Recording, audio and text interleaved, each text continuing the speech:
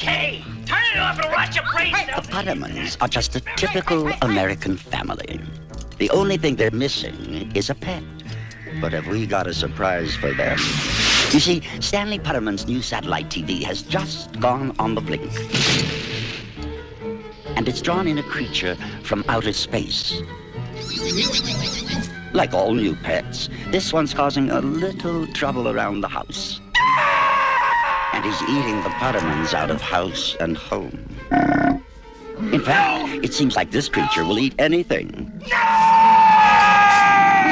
Well, just about anything. You looked right at my studs and cooled out. This dude's into metal! Now, it's up to the kids to break the creature of its bad habits. I said shut up! But he's not responding well to discipline.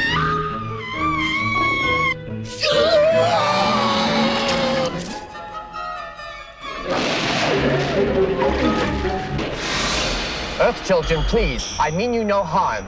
I am Pluthar, here to save you. The Pottermans finally got themselves a pet, but they never even had a chance to give it a name. TerrorVision from Empire Pictures. What's up, guys, and welcome to a new little fun feature in the Creatures of the Night I like to call the Cult Vault, where we just do quick 10-15 minute reviews of cult classic underground films or less seen and less popular sci-fi and horror movies. Today's choice is obviously going to be TerrorVision from 1986 from director Ted Nicolaou.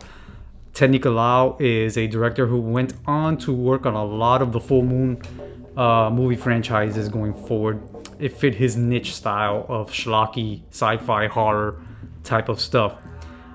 TerrorVision is only about an hour and 25 minutes. It is what I will call a extended episode of either The Twilight Zone or Tales from the Crypt. It has a very 80s sitcom vibe to it. It doesn't take itself serious. It's a horror comedy. But the great part is that it's done so well. The effects are fantastic. The creature from space is disgusting and amazing looking.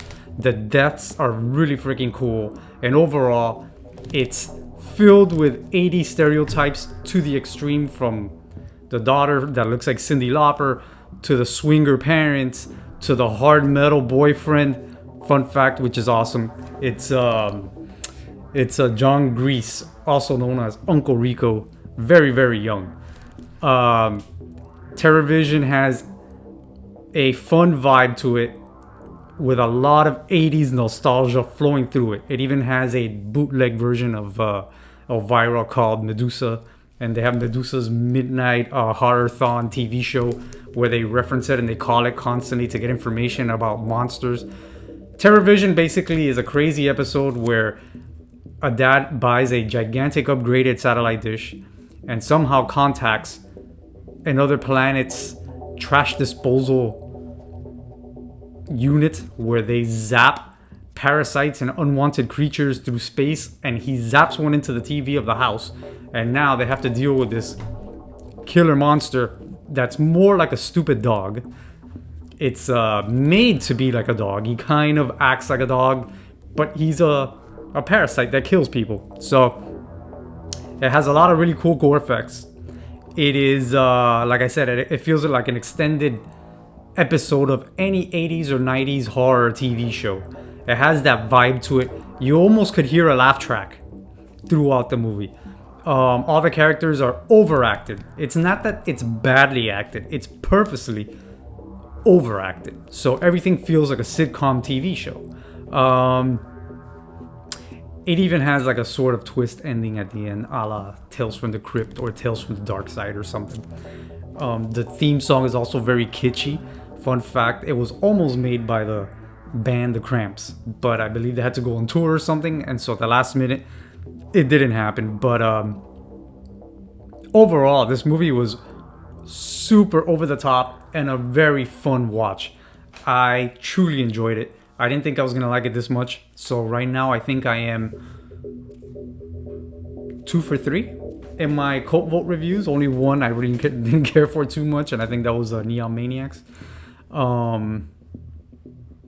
The The film, unfortunately, I don't know what's going on with the rights or whatever. You cannot find it streaming anywhere.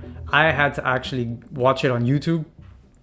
And the quality was actually not bad. I think I found a 1080p maybe that I watched it on, and it was fine. It was good enough. I didn't need a 4K or anything like that for this. But going back to the director Ted Nicolaou, he did some work on Trolls and Ghoulies and Trancers. So if you like watch Trolls and Ghoulies, you can automatically get the vibe of this movie. You can see the style of the monsters, especially with the Trolls. I don't know what is it with these guys, but they love putting like a shit ton of like lubricant, nasty, dripping stuff off of them. And this monster is loaded. They had to buy I don't know how many canisters of lubricant just to constantly cover the animal up every time they shot a scene with it. It was pretty gross. There's a lot of behind the scenes stuff that you can find on YouTube, and it's pretty fun, man. The effects guys, when they were doing it, I think they got Frank Welker to do the voice of the monster, which, I mean, it's not anything that you would ever be like, oh, that's Frank Welker, but it's an 80s movie, and anything in the 80s is voiced by Frank Welker or Peter Cullen. So that's that. So quote review for this one is a little bit shorter. There's not much to it. It's a very short watch. It's very fun. It goes by very quickly. It's a super decently budgeted movie for the time that was partially shot in Italy in a defunct studio, and somehow finally was able to be finished the production, brought to the States, and then it totally flopped. Of course, just like every other cult movie, they usually flop and then find life later on the VHS shelf back in the day. So if you happen to have never seen this movie, do yourself a favor, go look for TerrorVision on YouTube, I guess, unless you can find the copy roaming around somewhere. It's totally worth the watch. It's a lot of fun, and it goes by really quick. And as a bonus, you have Uncle Rico again. Fuck yeah.